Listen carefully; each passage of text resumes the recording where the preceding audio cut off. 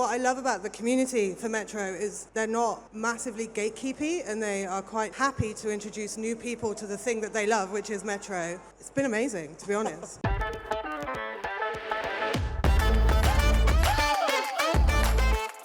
Please welcome to the stage Senior Global Community Manager Steph Lord, the lead producer Gus Roselli, and the voice of Khan, Mr. Graham McTavish. The wonderful faces behind Metro Awakening, everyone. Hello, guys. Welcome, welcome. Oh, hello. How are we all? That's incredibly bright. It is. It's blinding. I am actually blinded. I'm actually going to take my glasses off because I can't see anybody anyway. So I'm just going to. I look better without the glasses, I think. Now, I feel, despite I've given you guys a sort of pro wrestler intro, I think it'd be nice for people to sort of get to know you. So why don't we start down here, Steph? Why don't you introduce yourself and what it is that you've done for Metro Awakening? Hi, I'm Steph, and I'm the Senior Global Community Manager for the Metro franchise. So my contributions to Awakening was really, I'm kind of the law body in the office. So I'm checking that everything is correct and nothing is wrong, and like helping the guys make it like as Metro as it could possibly be, make it authentic to the franchise. Gus? I'm the lead producer on Metro Awakening. Producers are usually the waypoint between all creative disciplines, and I work aside and beside the game directors to make sure we can actually make a game out of all that creativity. Very important. And so you have to sort of liaise with a lot of the directors and things, and all the departments that come underneath. Is that right? Flow the creativity into something that is playable. Creative facilitator would be a great title for you. That's a great name. That's a great name. We'll go with that. And finally, last but certainly not least, Graham, introduce your part of the wonderful Metro franchise to everyone. Yes, I play, well, the lead character, I guess, Serdar, otherwise known as Khan, who travels through the Russian metro, encountering all sorts of unpleasant experiences along the way. I mean, a nuclear holocaust being one of them, of course. But yeah, I do the voice. I am the voice of that character. And this game so far has been received wonderfully. So for instance, I've got all the details, I wrote them down. It was described by PC Games as one of the best VR games out there. Upload VR calling it a mesmerizing VR gaming experience. And it's been nominated for Best VR AR Game at the Game Awards. Yeah. Oh, that's fantastic. Yeah, so you guys have helped bring this award-nominated game to life. So it's already had an amazing reception. Like, what's the reception been like for you guys? It's available also on Steam and Meta and things like that, isn't it? What platforms is it fully available on? Yeah, PC, Steam, and Viveport, PSVR 2, and Meta Quest 2, 3, and 3S. Well, there you go. So it is available everywhere. So if you haven't had a chance to play it, those are the platforms you guys can play it on. But yeah, tell us a bit about how it's been received so far. It's been amazing, to be honest. Like, what I love about the community for Metro is they're not massively gatekeepy, and they are quite nice they're happy to introduce new people to the thing that they love, which is Metro, and bringing people into the kind of wastelands. They've been amazing, and the support has been so cool. And this is a story that they've wanted for such a long time. Khan is one of the most iconic characters in Metro, in the games. Yeah, I mean, for us on the dev side, it's amazing.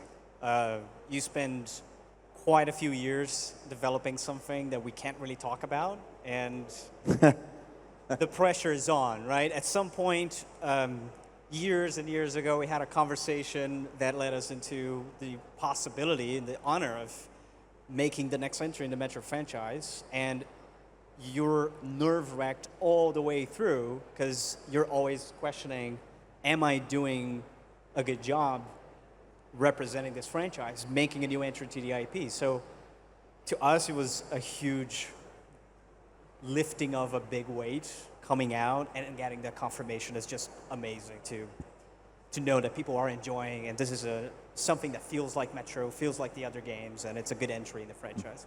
Absolutely, and we're going to talk a bit later in this panel about some of the the intricacies of how you guys have brought this game to life by VR. But Graham, from your perspective, as the voice of sort of our leading character, how have you found the reception on your end? Well, I mean, I've got to be absolutely honest. I haven't been aware of my reception. I don't know what people think of what I've done. I hope they like it. Certainly from the point of view of actually doing the performance, which is really what I can speak to, it was great. It was great working with them. We had a wonderful, wonderful time. It took a while. Well, how many years? It was 2 years. 2 years. I mean, it only took me 2.5 years to do The Hobbit, so you can imagine it's like quite a long time. But yeah, I mean, working in a voice environment, people often ask, is it different to doing a film or a TV show or being on stage? And really, my short answer is no, it's not. No, you bring the same creative energy, hopefully, to it, and try and be truthful to the character, to the script, to the intentions of the people that are making the game. So I treat it exactly the same. It's just the environment you're working in is different. It happens to be a booth, or sometimes you might be with other people if you're doing performance capture, but it is the same process.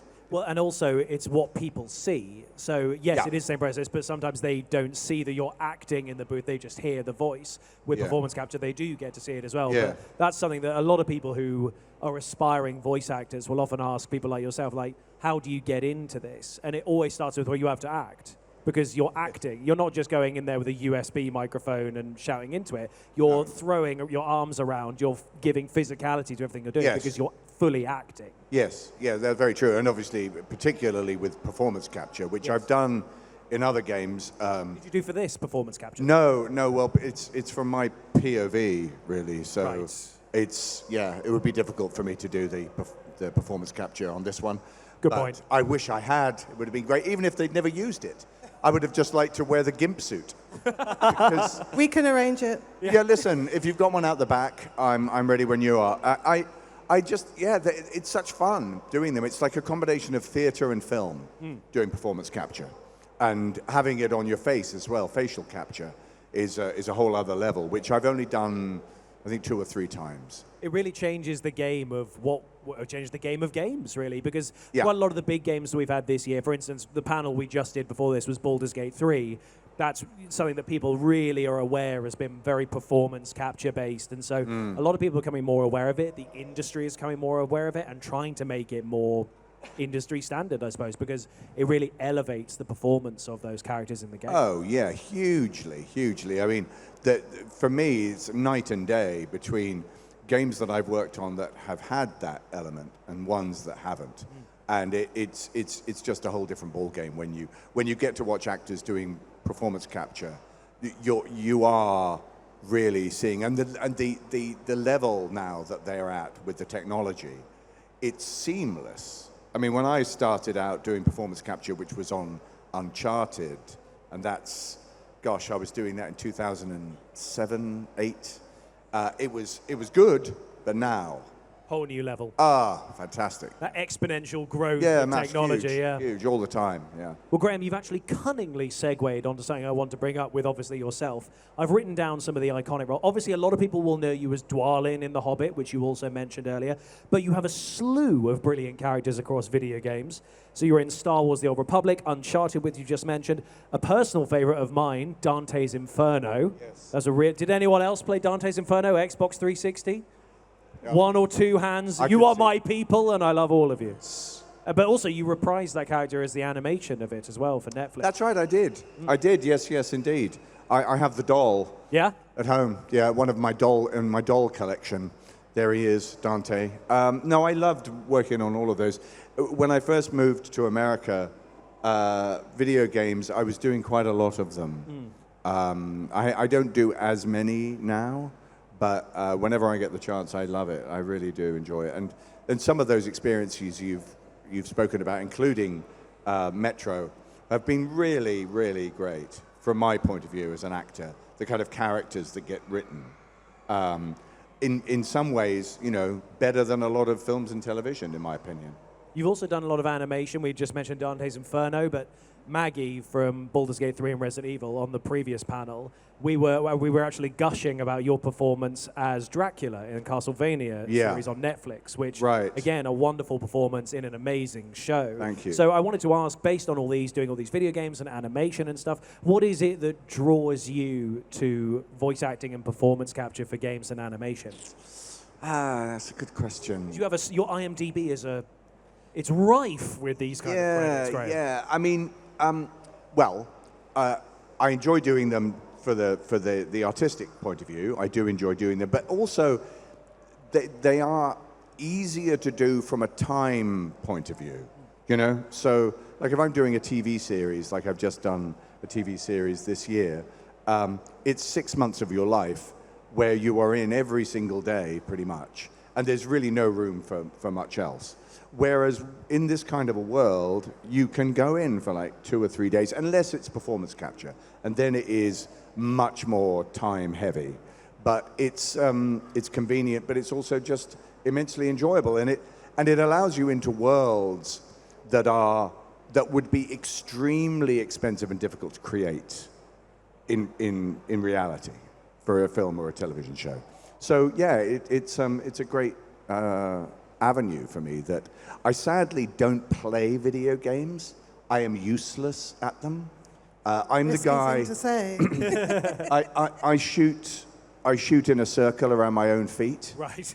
I'm that guy. I think I've played 2 video games in my entire life. I'm so bad at them. I should try again. Maybe you should try Metro Awakening, available absolutely. now. Absolutely, I should. Yeah. I will. I'll lock myself away and It must be strange if you play the game, because it's all, like you say, it's your POV and your voice and the whole thing. That must be really surreal. Yes, it would be a strange kind of out-of-body experience, wouldn't immensely meta. Yeah, and it would. Especially in VR, because you're Yeah. Oh my God, yeah. It might, I'll Be like dreaming. Yes, I'll become mentally unstable while I'm playing it. Good grief. But speaking of Khan and your performance in that, it's interesting when you hear it, because it's got sort of almost what I'd consider your traditional sort of gravelly tone that's in a lot of the voices that we've heard you portray. You can hear there's sort of even Dwalin is in there as well from that gravelly tone. And so I want to know, when it came to Khan as a character, how did you approach sort of creating that voice and bringing Khan to life? Well, I think with a character like that, and it's not dissimilar actually to characters like Dwalin and even Dracula, they have a lot of emotional weight. They are carrying a great deal of baggage around with them. And I think, Khan particularly has quite a lot of emotional baggage. And that really informs the performance, the voice, that you want to bring that weight. And you just try and feel it. You feel the weight. I have children, so the whole child element in the game speaks very much to me, and that makes the performance easier for me, because I can relate those things to my own life. While I've thankfully not experienced a nuclear holocaust Yet. Yet. What a cheery thing to say. Yet. We've got a few more minutes before the Holocaust begins. What a way to go out, though. I know, yeah. Yeah, Almost poetic. Yes. The irony. But while I haven't experienced anything that extreme, I think like anybody who plays the game, anybody like myself who performs in the game, you have experiences in your life that you can draw upon, that you can relate to, that are emotional. And the loss of a loved one, just simply love, the feeling of love that I'm sure most of us have experienced, if not all of us, that informs any kind of a performance you do in this genre. I do have to add, like from a development standpoint, that moment where we're seeing everything on paper, we have the script, and we start performing. There's a lot of questions of how that would translate. That I remember the recording sessions where this made a lot of sense, because we have some very heavy themes that we go into. Yeah. And then your delivery of really bringing that to life. I remember just understanding it. Oh, this is why we wrote this. This is why we wanted to say this. Right. It's great. Well, it's one of the great joys of doing any of these sort of things, this sort of collaborative process, is that you find yourself being led towards places that you weren't necessarily expecting for both sides. Yeah. It's good. On the topic of collaborative process, did you guys, from a development point of view, have much of contact with Dmitry Glukhovsky, who's obviously the author and creator of the franchise? Was there a lot of direct contact? Yeah, absolutely. Yeah? Well, the story that we told was a story that Dmitry wanted to tell. The way that we approached this was we had a high-level idea that we wanted to tell a different story. We didn't want to progress the story forward compared to the other games that came before it. We wanted to tell a story that maybe wasn't told. Something that happened in between, connected to one of the main characters. And very quickly, the dev team, we came to Khan as a great character that had a lot of baggage and story that isn't that explored in the games. And we didn't tell Dmitry initially that idea. We just sat down with him and we had an opportunity to speak to him about the game, and then we wanted to tell a very narrative-heavy game, and we wanted him to be as involved as possible. And then he immediately said, "Oh, I'd love to tell a story about Khan." And something else that happens in the game, which is a little bit more spoilery, so I'm not going to get into it. Of course, yeah. But there are two main aspects. One of them was the story of Khan, and then essentially he gave us the general outline of his relationship with his wife and the history where he came from, and that's where we built this idea of, well, let's tell the backstory of one of these very beloved characters that you see as you have played before in the other titles that's already fully realized story at the end of it. So we wanted to tell essentially how do you get from here to there. And he wrote a few drafts with us and proofread everything, and he was with us from the beginning until the end of development, really helping us out. At what point in that conversation did the idea of a VR version of this game or a VR telling of this story come into play? Was it initially pitched as that, or? Yes. So Okay. Vertigo Games, I mean, we've been making VR games for more than 10 years now, and we have been, I'd say, privileged to be at the forefront of the industry for a while. And recently we had the opportunity of joining Embracer and Play On, and the reason why Vertigo Games joined was to start looking at potential IPs that would have a synergy with what we do and the DNA of the studio. So from the beginning, the idea was what IP really works in VR, and Metro was immediately the first one that came to mind. It's interesting because in preparation for this panel, I watched a handful of interviews from the dev team. And one was with Dmitry and the directors as well, I think, of the game. And Dmitry's an incredibly passionate person and incredibly intelligent as well. And I've written down one of the quotes here. He said, Dmitry said that media must transcend in order to survive. And it just felt like so... It was very profound, but I must say that the way the team talk about VR, it really shows the depth of understanding that everyone there has to make a sort of meaningful and impactful VR experience that really takes storytelling to a new level. And I think that's so important as to why you guys have brought such a rich experience in this. And do you feel like the last 10 years the Vertigo games have had with that have really helped create this sort of Metro masterpiece? Oh, absolutely. I mean, the development team has been breathing the VR for so long, and they're incredibly talented people that work with us that really know the medium. But I think it's a bit of both in a way, because Metro allows us to enhance what's most important about VR. One of the most important things is that VR allows you to just be somewhere else. You're in there. You're looking around and you feel immersed in a different world. And the world of Metro has a story of its own. And it's almost like a character as much as all the other characters that we have in the game is the environment. Wherever you go, you're not just going through tunnels that are in a post-apocalypse situation.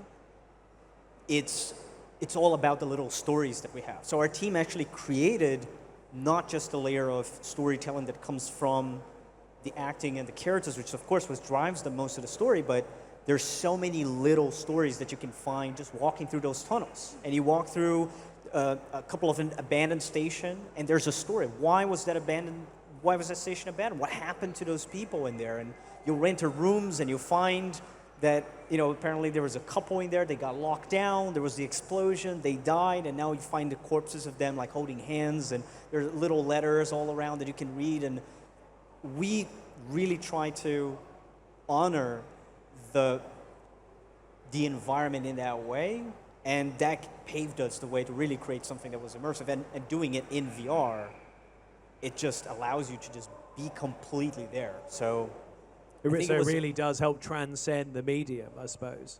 Now, Steph, I'm going to come down to you because I feel like we haven't heard from you for a while.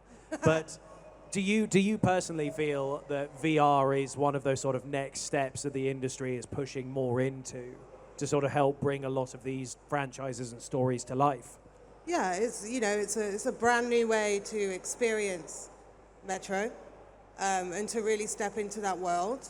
And it was quite mind-blowing, when the game was coming together, and there was a point where I was stood in a tunnel, and I was going, oh my God, it's fucking massive. And you got that atmosphere of, I feel a bit cold actually. It's just that kind of psychological element of immersion. And Metro is known for its immersion, right? Even as a flat screen game, it's incredibly immersive, and that's what made it so perfect to translate to VR, because it's so tactile already that it just works beautifully in VR. And it's a really great medium. It's a really interesting medium. Obviously some fans were like, no, not VR, but then they were like, oh no, I want to buy a VR.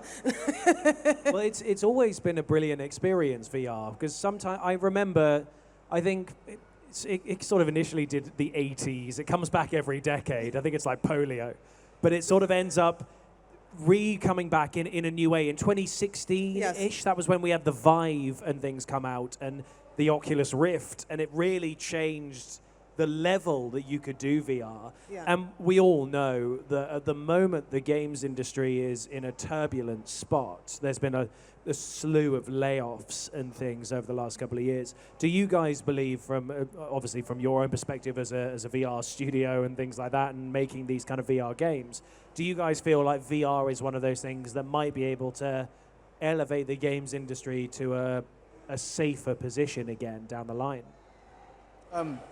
It's quite deep, I understand, but it sounds like a question for an analyst. Well, just from a personal I think point of view, the more experiences out there, the better. If I'm honest, that's a good way of putting it. I mean, what has been awesome to see is this is an industry that we're no longer at the beginning anymore. We're now really evolving into something that has established itself as a medium, as an industry, and I mean, it goes a long way to say that we're now seeing big IPs like Metro show up in VR, which opens up the space for new development and new studios and more ways of producing games, which the simple answer is yes, right. Absolutely, right? Having more mediums and more options means more studios, more developers working, which is great, but it has been a couple of tough years, and we'll see where it goes. That's the positive outlook that we can hope for. Graham, I'm going to come back over to you and talk about this, because obviously we've been on the topic of VR and stuff. When it comes to voice acting in a game like this versus a flat screen game, as Steph put it, do you find that it has to alter your performance, knowing that the medium it's experienced is going to be a little bit different? Do you maybe almost have to become more, even if you're playing a POV game, when it's actually your literal POV, does it have to change much, or do you approach it very similar way? To be honest, I do approach it in a very similar way. I don't really make allowances for it being a virtual reality game. Not for me. I mean, my sort of duty is to the script and the character, and however that manifests itself, whether it's just my POV or whether I'm doing it in one of the GIMP suits, I will be bringing the same. Yep. I'm not going to be changing. Yeah. What's one of the hardest parts about the sort of voice acting and performance capture world that maybe people don't realize? Going to the toilet, yes. Oh, in the GIMP suit. Yes, in the GIMP suit, very difficult, very difficult. Everything has to stop. What are the hardest things? Look, nobody looks good in those outfits. So it's a sort of, I remember when I first did it and we would all come out and it was like a show and tell. It was like, here I am, this is what I look like wearing a skin-tight suit with little balls on it. And once you get past that, you can actually concentrate on the actual acting and the performance. Because at first, it is somewhat distracting, I've got to be honest. Because we're all wearing clothes, which conceal a great deal, but there's nowhere to hide when you have one of these things on. So that's a challenge for me. Maybe not for maybe not for some people, but I've always enjoyed them though. I've always enjoyed performance capture, and having not done it for nearly 10 years, I would love to do it again. And so what about just in pure voice performance, without performance capture? What would you say are some of maybe the challenges that people don't realize? Because I think a lot of people think it's just stand in a booth and shout for it. The principal challenge you brought up Castlevania. Yes. One of the principal challenges of something like Castlevania is that for 90% of the time, you're not with any of the other actors. So I never did a scene with a lot of the other actors that you see me doing scenes with in Castlevania. I think I did 1 or 2 scenes with my poor wife, who was brutally burned at the stake by the local villagers. I did that. But for the rest of the time, you just have to imagine they're there. And the person that's giving you the other performance is often the director, the voice director. And so you have to hear what they're saying, but at the same time, don't be influenced too much by their performance, so to speak. You have to kind of imagine that performance to some degree. It's strange. It's a kind of split personality Interesting. thing. Yeah. Because I guess it's difficult to do the traditional thing of act-react, where Yes, there's nothing to because you're react not to. really. You're just being given cues. Right. And Makes so it harder. Yes. You have to come really almost playing 2 characters, the one that's speaking to you and the one that you're responding to. That's a fascinating way of putting it. Yeah. Because I'm obviously nowhere near as decorated as yourself, Graham, but I've done some low-level voice acting. And my experience, I've never heard it put in a way that's made me go, that is exactly it. Yeah. So you're having to go, okay, well, how would that line be delivered? And therefore, how do I respond to that? Yeah. I also found that when I first started, the weirder thing was that I eventually now have gotten a bit more used to was reaction noises. Oh, yeah. Grunts and like being hit by things or getting punched. Yeah. Small punch, big punch, falls, a fall from a small height, a fall from a great height, deaths, strangulation, screaming. I mean, these aren't things that generally in your life you have to really think about.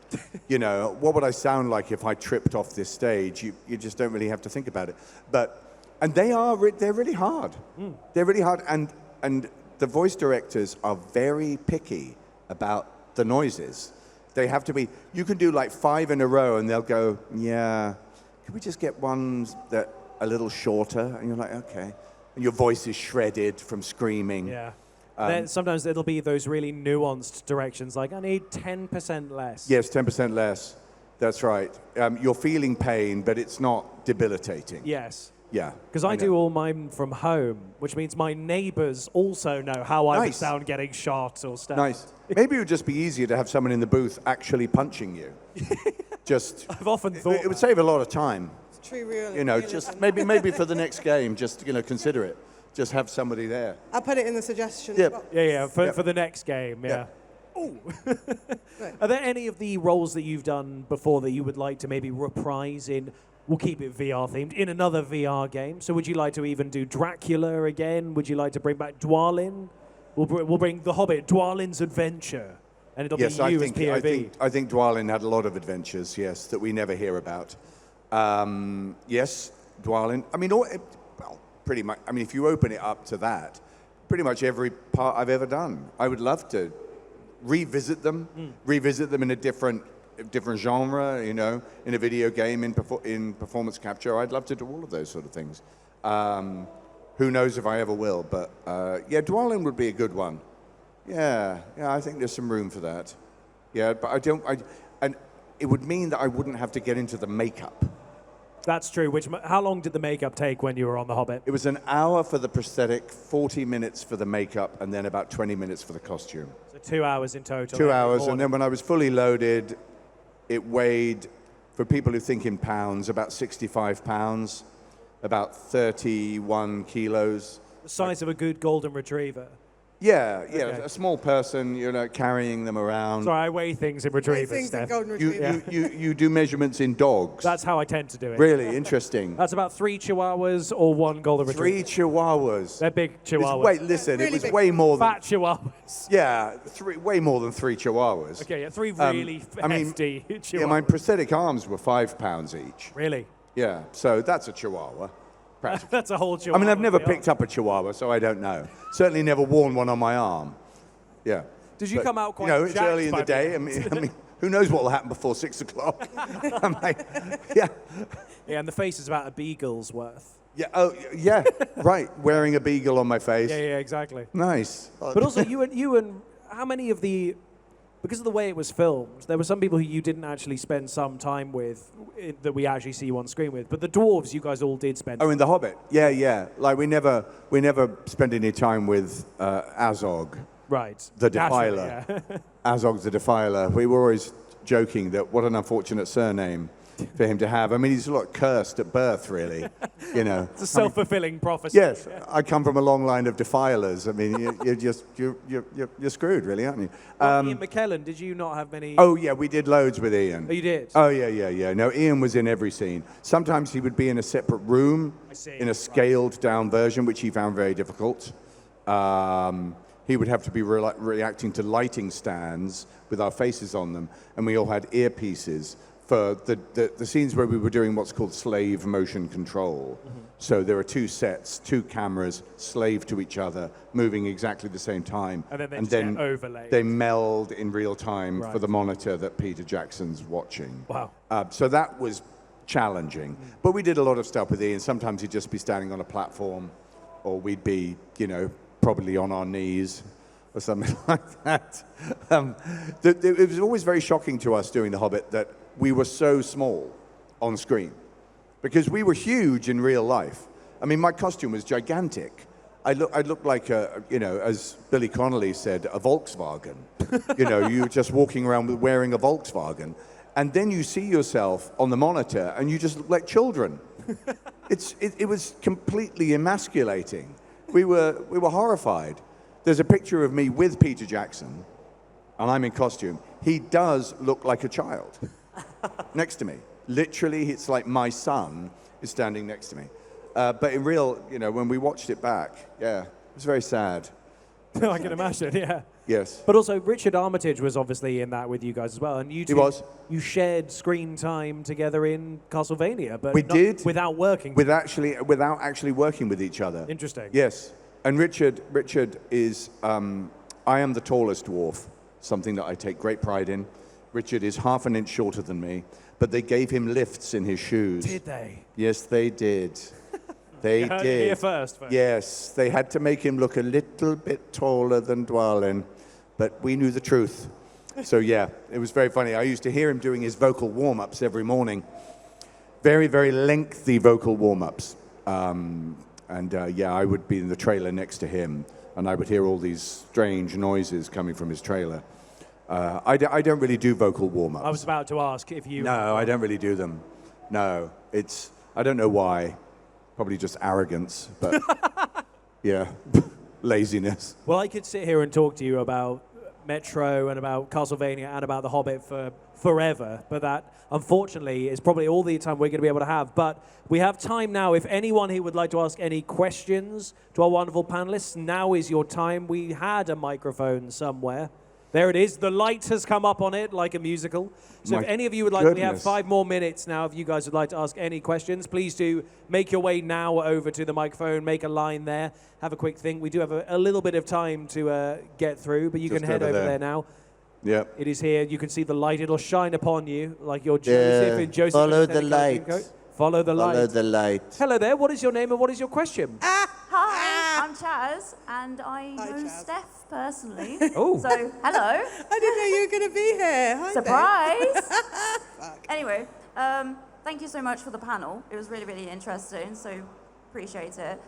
Steph, Yes? as the law person of Metro, was there anything that you thought, hey, that needs to actually go into the game? Was there anything missing? I was very insistent on the spiders. She was. Sorry, everyone with arachnophobia, but I felt like you couldn't really have a metro without them. And Very true. It's very true. And also the pourable drinking vodka. That was a real big thing for me. They wanted to cut it. And I was like, no, you can't cut that because it's hilarious. I just think it's a fun little touch in there. But yeah, there's a few things, but those are probably my favorite ones that I insisted on. As much as I hate spiders personally, I always work against myself for the betterment of the game. Awesome. Thank you so much. Thank you. Thank you for your question. Hello. What is your name and what is your question? Hello, my name is Jack. I've been a fan of Metro for a long time. I played all three, 2033, Last Light, and Exodus. I absolutely loved Exodus. DLC was especially good with Sam's story. But it is different that how it's in a VR now. I never thought Metro would come back in a VR game. It's just that there was a lot of good stuff with the first-person aspect of it, having all the light, of course going through the spider-infested hallways. I was just wondering if you're planning on anything new for the VR concept. Are you planning on any DLC for the VR game, or are you planning on any more VR games for Metro? You go ahead. As far as I'm privy to, there's no plans for any extra DLC, but who knows what will happen in the future. Obviously, the next mainline Metro is in development already, so that's public knowledge and has been for a couple of years now. So there's lots more Metro on the horizon, but as far as I know, unless Gus is keeping secrets from me, which he might be. Maybe. But Gus! no, keeping secrets. Oh. No, we had a ton of fun, and we were honored to work on Metro and on the franchise, and we're very excited about the future of Metro. But yeah, it's still something for us to see what happens in the future. TBC. It's not a very great answer. I do apologize. I guess it was a perfect answer. No. Well, thank you very much for Thank your you. question. Do we have one more person? Hello. What is your name and what is your question? My name's Sam. You're going to have to speak into the microphone. I'm afraid we can't hear you. It's just more about the gaming industry in general. Okay. You said that you yourself said that it's been turbulent couple of years. Would you say that's more due to franchising of series like Metro, or would you say it's due to more studios coming about, creating more individual projects? Sorry, you're going to have to repeat that one and closer to the microphone if you can, please. Would you say the franchising in the gaming industry is a positive or a negative, or would you encourage more individual projects set in separate worlds rather than franchise? Oh, you guys, that's one for you guys to take. Yeah. No, Very I think this. Speaking on behalf of the Metro franchise, how do you guys feel about that? I love a franchise, baby. I'd say there's space for both. I think this has been well established at this point in the game industry. There are so many amazing small, medium, and large projects at this point that are peppering our industry with creativity. I think franchises do allow us to explore the continuation of stories and worlds that have established a great deal of passion and fellowship, and I think that's awesome. But we have seen a continuation of a lot of support for smaller projects, and I mean, I think we evolved to a point where there is less and less of a distinction in terms of either you made a franchise game or a non-franchise game in that way. That has really opened the market for anything that we've seen. I mean, if you look at the Video Game Awards, we're super honored to be nominated, but most of the games that have been nominated there are a mix. And some of the best games out there of the year were very small crews that were very passionate about very new concepts. So, I mean, just having a franchise just makes it easier to get noticed, right? And allows you to explore new things. The trick with a franchise is to make sure that it appeals to the fans that you've got, and that it's always, you know, part of a story that is legible and recognizable, and, you know, it doesn't stray too far away from what it's supposed to be. That's where you know, like Dimitri said, media has to transcend. That's where you can explore it in a whole other new universe, like with VR or with other forms of media as well. So, but yeah, Gus is right. There's definitely space for both. Some amazing creativity from smaller teams out there, for sure. But yeah, it's been turbulent, but I think that's a money thing. I think that's shareholders and et al. Seem to be the problem there, to me. Well, thank you very much for your question. I'm afraid, guys, that is all we've got time for. But guys, give it up for the amazing Steph Lord, Gus Roselli, and of course, Mr. Graham McTavish as well.